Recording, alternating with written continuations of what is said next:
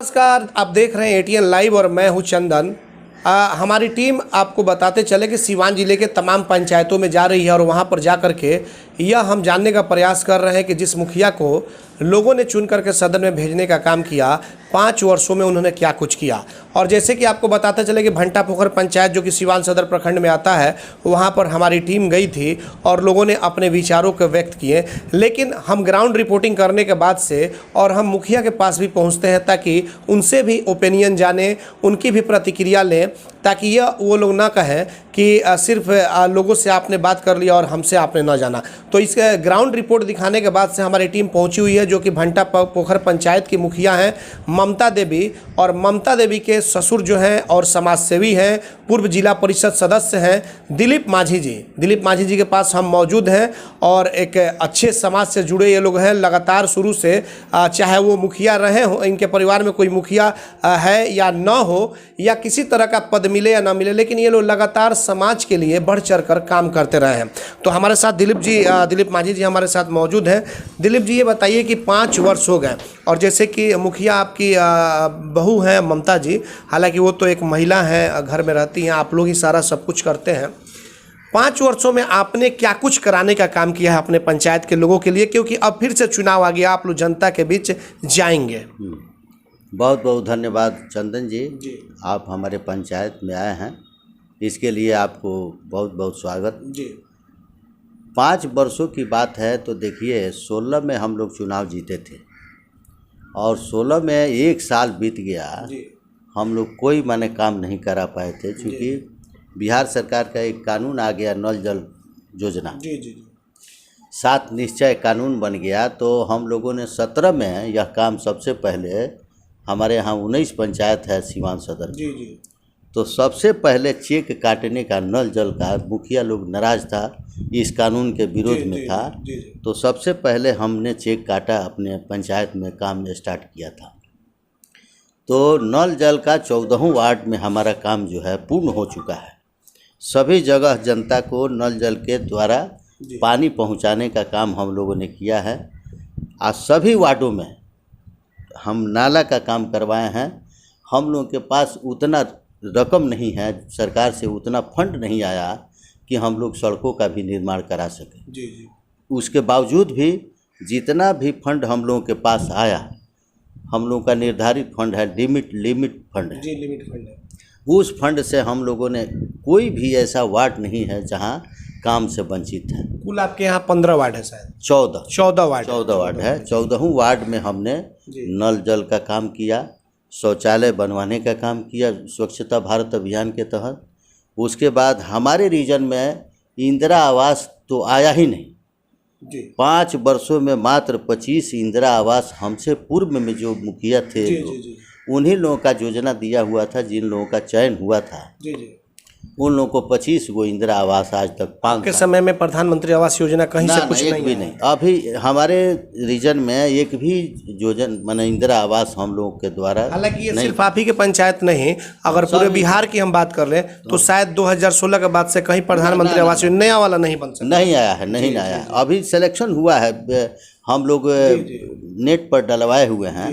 हमारे यहाँ 500 लोगों का इंदिरा आवास के लिए सिलेक्शन करके भेजा जा चुका है। मतलब कि अप्लाई आप लोग करा चुके हैं 500 लोगों के लिए, उनका फॉर्म भरा जा चुका है, इसका DPR बना हुआ है, जो DDC महोदय के यहाँ और बिहार सरकार को और भारत सरकार को नेट पर चला गया है। तो वहाँ से जब अप्रूवल होगा तो 500 जो आपने कराया है, उसमें बहुत सारे लोग जितना, हम हमारे यहाँ देखिए, एक श्रीवास्तव जी हैं, विनोद श्रीवास्तव जिनका नाम है, हमारे पंचायत में सबसे गरीब आदमी हैं। उनका आज तक मैंने इंदिरा आवास से वो वंचित रहे हैं। हम लोगों के पास उस तरह का कोई व्यवस्था नहीं है कि हम लोग उनको कर सकें। अपने पास से हम उनका एल्वेस्टर का थोड़ा सा ईंटा दे करके उनका घर हम अपने हाथ से बनवाए। दिलीप माझी जी, आपको बता दें कि जैसे कि जो जानकारी हमें है, आप यहाँ पार्षद भी रह चुके हैं, जिला पार्षद सदस्य भी रह चुके हैं 2001 से लेकर के, और लगातार आप तो सामाजिक कार्यों से भी जुड़े रहे हैं। आपके पंचायत की एक और खूबी है कि सिवान के जो मंत्री हुआ करते थे, कद्दावर नेता जिन्हें कहा जाता है, आज के समय में जो सिवान सदर क्षेत्र है विधानसभा, उसके आरजेडी के विधायक हैं अवध बिहारी चौधरी, और जो सांसद हुआ करते थे ओम प्रकाश यादव, इन दोनों की रिश्तेदारी भी है यहाँ पर। तो खास करके इस पंचायत की महत्ता और बढ़ जाती है। तो आप मुखिया प्रतिनिधि होने के नाते या आपकी बहु मुखिया हैं, तो आप लोगों ने उन लोगों से कुछ फंड लेकर के अपने पंचायत में काम कराने का काम किया? मैं आपको बता दूं कि 2001 से पहले अवध बिहारी चौधरी जी जो हमारे यहाँ के हम लोग के बहनोई लगते हैं जी, यहाँ ससुराल है उनका। हाँ, उनका ससुराल है। जी, जी। और ओम प्रकाश जी का बहनौरा भी है, फुफुअर है। अच्छा, ओम प्रकाश यादव जी की बहन की शादी हुई है? हाँ, उनके फुआ का। अच्छा, उनके फुआ की शादी, बुआ की शादी हुई है। तो उस हिसाब से वो हम लोग के लड़का भी लगते हैं। अच्छा। नाते के हिसाब से। जी, हाँ, नाता अगर जोड़ लिया जाए तो ओम प्रकाश यादव जी लड़के लगेंगे, क्योंकि बुआ की शादी उनकी हुई है। और अवध बिहारी चौधरी का ससुराल है। तो उस हिसाब से अवध बिहारी चौधरी के माध्यम से हम लोगों ने अपने पंचायत में 500 इंदिरा आवास हमने बनवाया है जी। उस समय हम आरजेडी के अध्यक्ष हुआ करते थे सिवान सदर प्रखंड का। तो उस समय आपके परिवार से कोई प्रतिनिधि के तौर पे कुछ नहीं था, बस आरजेडी में आप थे। और अवध बिहारी चौधरी जो उस समय मंत्री हुआ करते थे, उनके माध्यम से आप लोगों ने 500 लोगों के लिए मकान बनवाने का काम किया। तो ये 6 गांव में हम 500 इंदिरा आवास बनवा चुके हैं 2001 से पहले। जिसका रिपेयरिंग का पैसा भी अब आ रहा है। लोगों को 40-40 हज़ार रुपया दिया जाएगा। जो घर थोड़ा सा हल्का फुल्का कहीं से टूटा वोटा होगा तो उसकी मरम्मती के लिए 14,500 उस समय मिलता था। उसके बाद 17,500 हुआ, अब 40,000। उसके बाद अब हो गया है, अब 40,000 रिपेयरिंग में मिलेगा। तो ये सब काम हम लोगों ने किया है। और जहाँ देखिए शिकायत तो हर आदमी का, इंसान का होता है। हम लोग तो एकदम निचले स्तर के माने एक प्रतिनिधि हुए, पंचायत के प्रतिनिधि हैं। अब हमारे यहाँ एमपी जब तक 15 साल में एमपी एमएलए महोदय लोगों का हम शिकायत नहीं कर रहे हैं, अभी तक कुछ नहीं हुआ। अच्छा। 10 साल ओम प्रकाश जी भी एमपी रहे हैं, हमारे पंचायत में एक भी काम नहीं हुआ। मात्र 3 गो लाइट लगवाने का काम उन्होंने किया है। उसके बाद हमारे व्यासदेव प्रसाद जी भी रहे हैं, तो एक रोड हमारे पंचायत में उनके द्वारा बनाया गया है। व्यासदेव प्रसाद जी के द्वारा नहीं तो इसके पहले 15 साल पहले जो ईंट करण हुआ था वो सब अवध बिहारी चौधरी जी के द्वारा। वही आज भी दिखाई देता होगा। आज भी वही दिखाई दे रहा है। और उसी पर अब नया माने इस साल से 2-3 प्रोजेक्ट है हमारे यहाँ पिच होने का। लेकिन अब आप विधायक बन चुके हैं तो फिर से हो सकता है कि आपके इलाके में ध्यान जरूर देंगे। जी होगा, तो अब उनका ध्यान है। बाकी देखिए जितना भी नाली वाली बना है उसी टाइम का बना हुआ है। हमसे पूर्व में जो लोग मुखिया रहे हैं तो वो लोग भी काम किए हैं, लेकिन उन लोगों के टाइम में फंड बहुत कम आता था। इस बार हम लोगों को फंड तो आया बहुत, लेकिन वो नल जल में पूरा हर घर में नल का जल मिला। हर चापाकल की कोई आवश्यकता ही नहीं रह गई। अब सब लोग पानी के लाभ उठाए हुए हैं। अच्छा, क्या स्थिति है आपके पंचायत में जो 14 वार्ड है?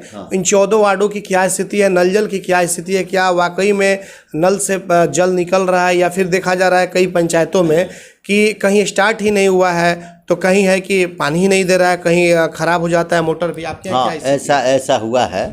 हमारे पंचायत में भी 1-2 इस तरह का है। एक तो मोटर जल गया है, थोड़ा सा खराब मोटर लगने की वजह से जल गया है, तो 10 दिन से प्रभावित है। अच्छा। एक जगह जो है ट्रक आ रहा था, तो हमारा वार्ड जो है 7 नंबर वो लगाया था, नीचे पाइप लगा दिया था, तो वो पाइपवा धंस के फूट गया है। अब उसको चेंजिंग करना है, थोड़ा बदलवाना है। नहीं तो आप ग्राउंड लेवल पर जाके चेक करिए, सब जगह हमारे यहाँ नल का चल रहा है। सब जगह पानी मतलब कि आ रहा है। हाँ, सब जगह 2 वार्ड प्रभावित है, बाकी सब चल रहा है। बाकी शौचालय के दृष्टिकोण से हर घर में हमारे यहाँ हमारा पंचायत जो है ODF हो गया। अच्छा। हम लोग शौचालय बनाने से मुक्ति हम लोग को मिला है, लेकिन फिर भी कुछ लोग जो है बदमाशी करते हैं। अभी भी सड़क के किनारे लोग जा कर के बैठते हैं। इस पर कोई बढ़िया जागरूकता फैलाने की आवश्यकता है। इसमें सरकार का भी सहयोग चाहिए।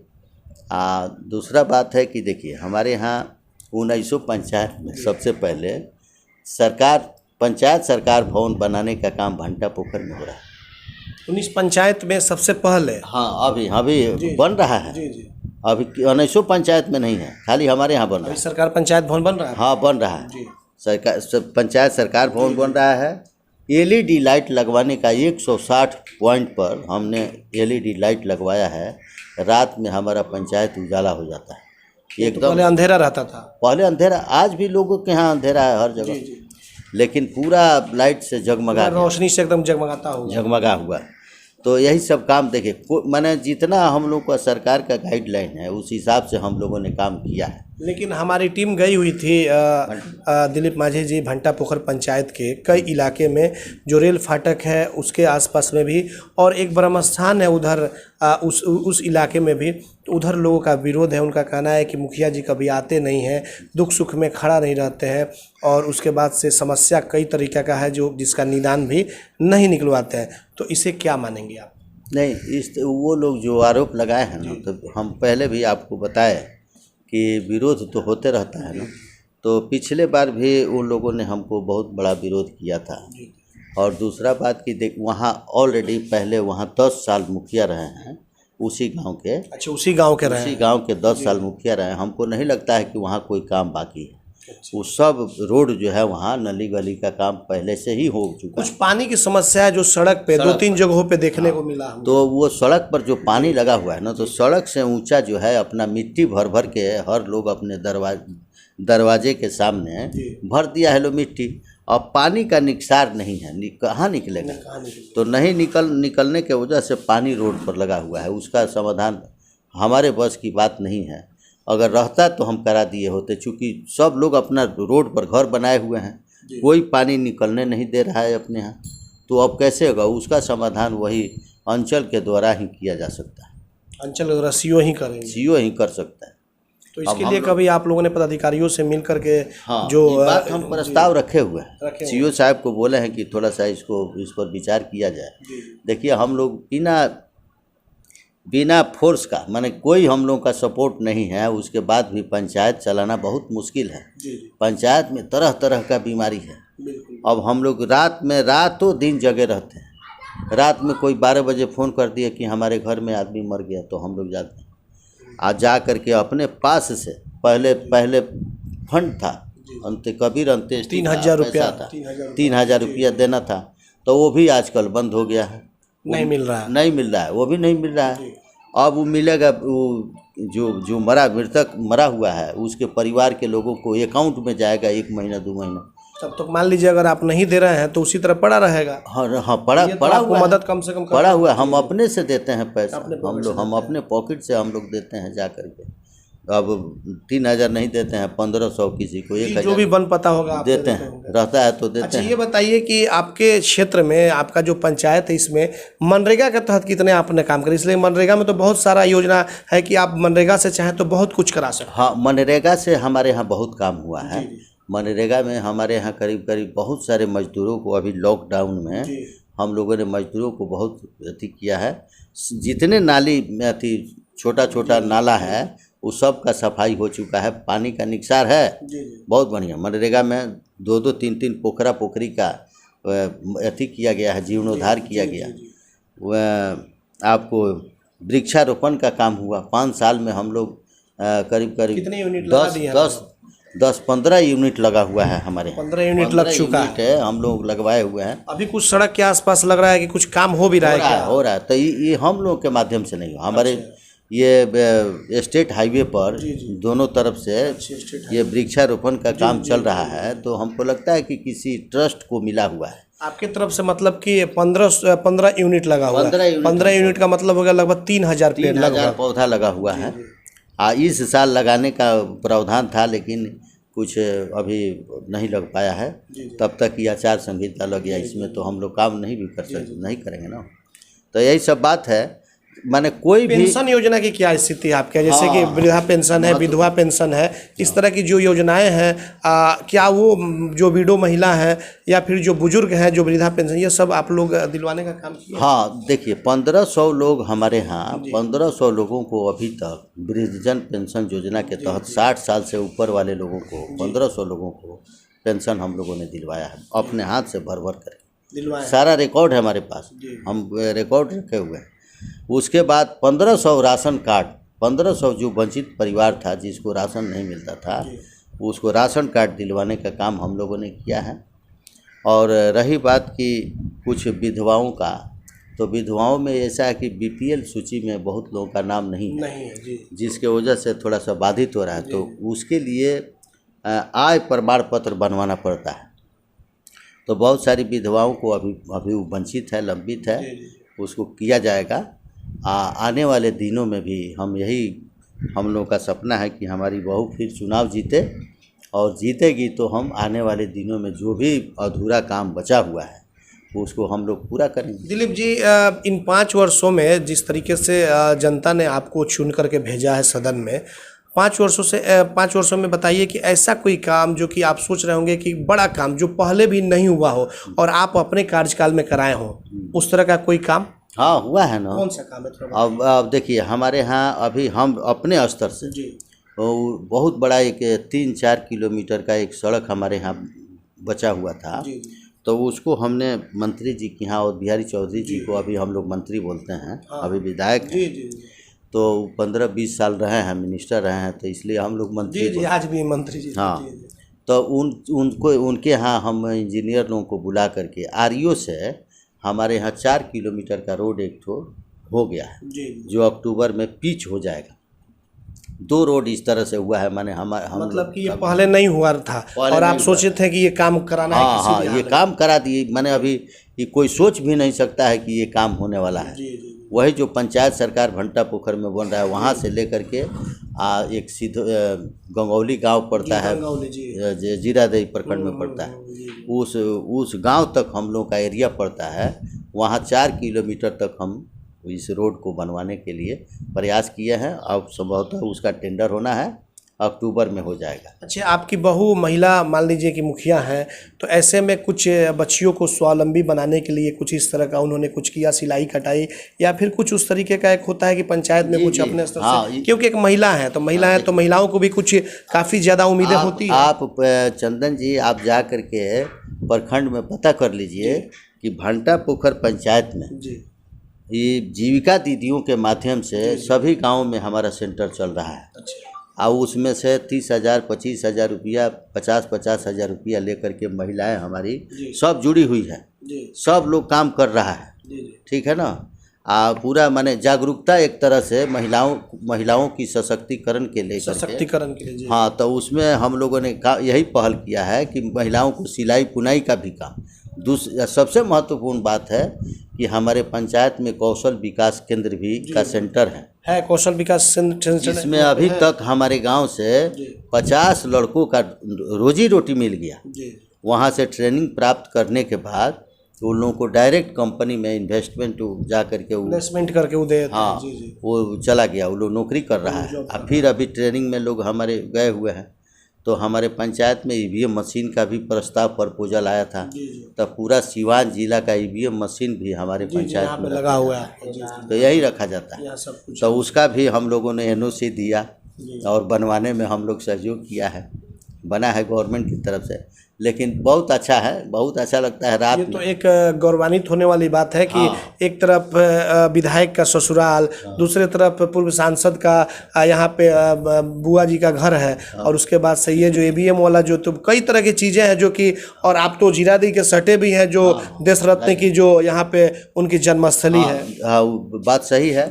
राजेंद्र बाबू का पंचायत जहाँ से स्टार्ट होता है वहाँ तक हम लोग का पंचायत, उसके बाद से उनका पंचायत पड़ता है। चलिए दिलीप जी, ये बताइए कि चलिए तो बातचीत हो गई पंचायत को लेकर के, अब आपने क्या सोचा है, क्या कुछ काम बाकी रह गया? क्योंकि अब तो जनता के बीच जाना है, तमाम तरह के आपने वादे किए होंगे, जनता के बीच जाएंगे, फिर कुछ वादे होंगे इस बार चुनाव में।